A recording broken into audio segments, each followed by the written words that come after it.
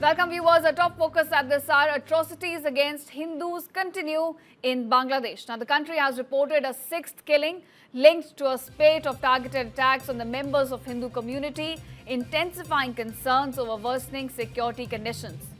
Now viewers, the latest victim, Moni Chakraborty, a Hindu shop owner, was attacked late on January 5th. This happened in Narsingdi district. He was assaulted with sharp weapons, critically injured, and later on he succumbed to his fatal wounds.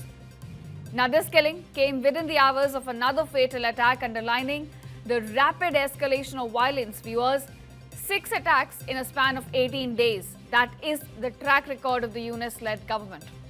The latest killing, Moni Chakraborty, in fact, was the eldest son of Madan Chakraborty.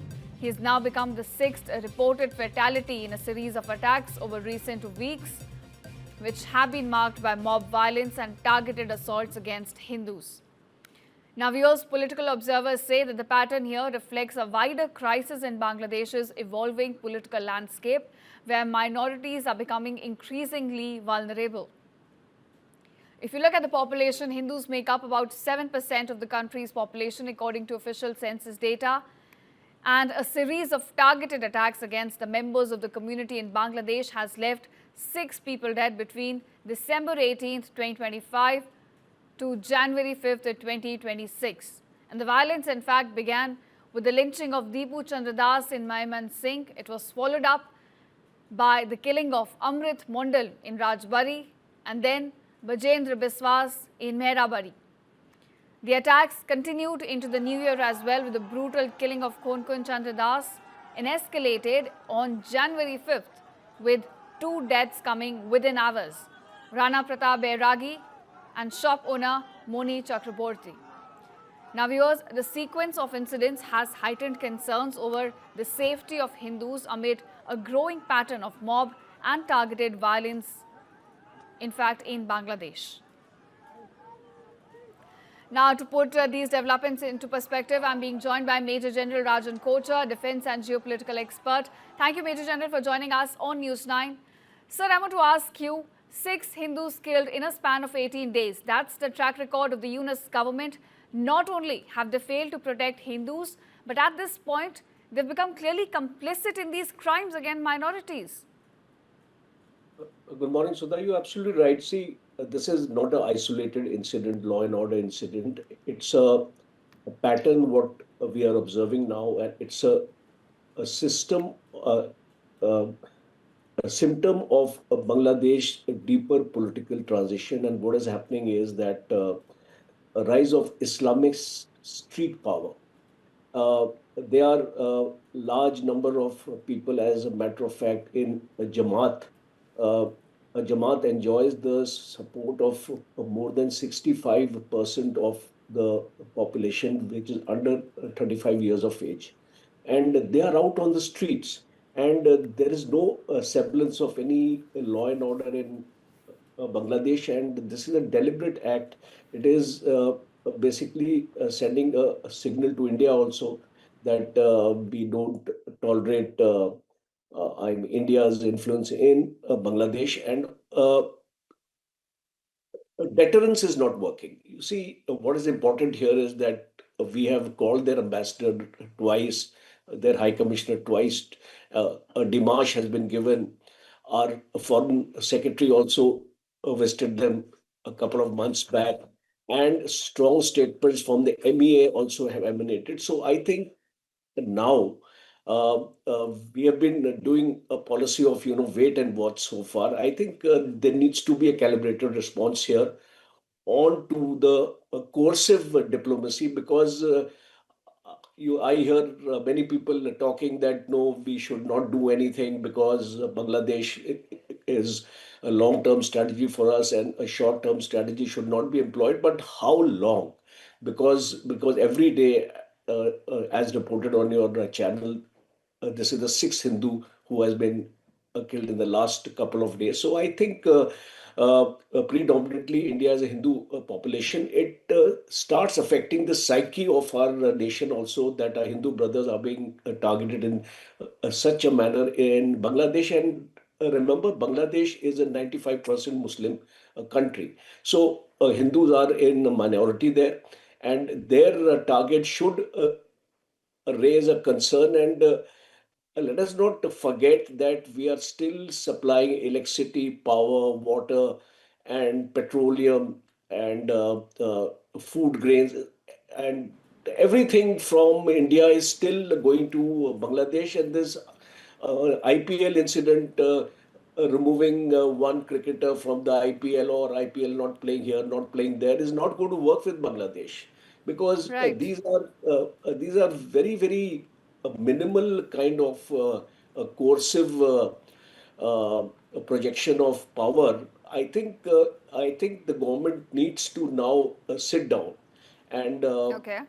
with all Bangladesh experts, and and especially call the people, the ambassadors, the military officers who have served in the mission in Bangladesh, to sit down and make a think tank kind of a thing like they have done for China. Because there is a working group for China which discusses all issues with regard to strategy with China. It is now a high time to take Bangladesh on the priority list, because unless we do that, because there are also large intelligence reports also coming in now of the ISI involvement in Pakistan, the way these camps and the safe houses are coming in Pakistan tomorrow.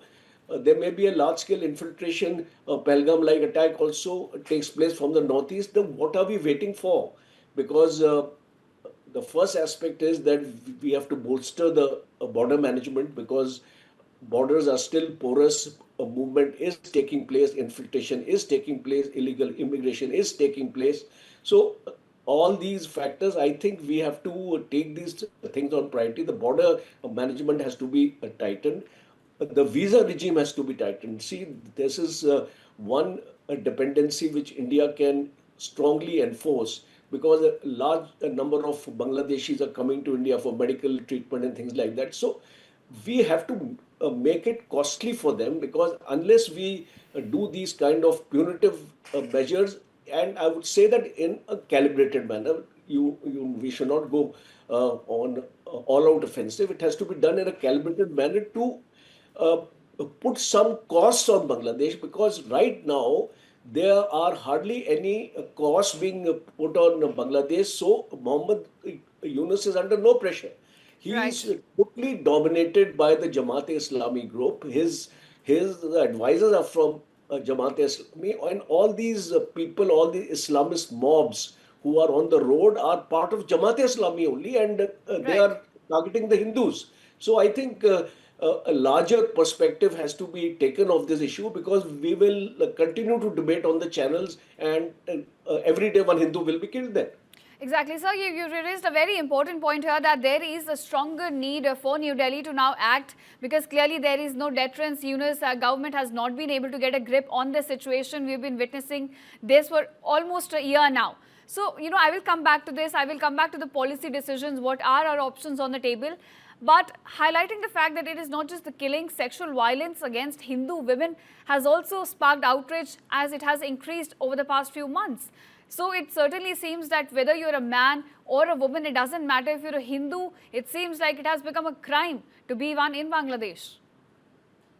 Yes, you are absolutely right. It is something like ethnic cleansing, as we call it in geopolitical terms.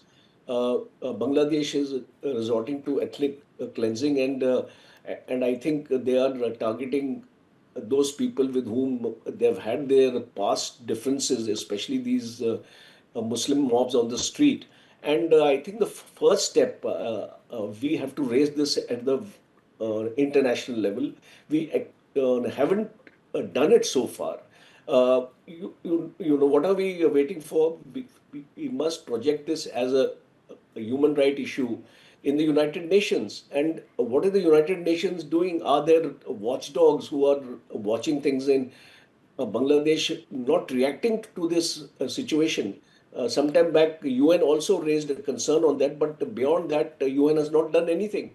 And Sir, but sorry to interrupt you there, but do you think taking this issue to United Nations would be of any help? We have seen United Nations has clearly become an I would not say irrelevant, but an institution without any teeth. We have seen that happening in Gaza, Ukraine, in Venezuela. It has honestly nothing to offer at this point.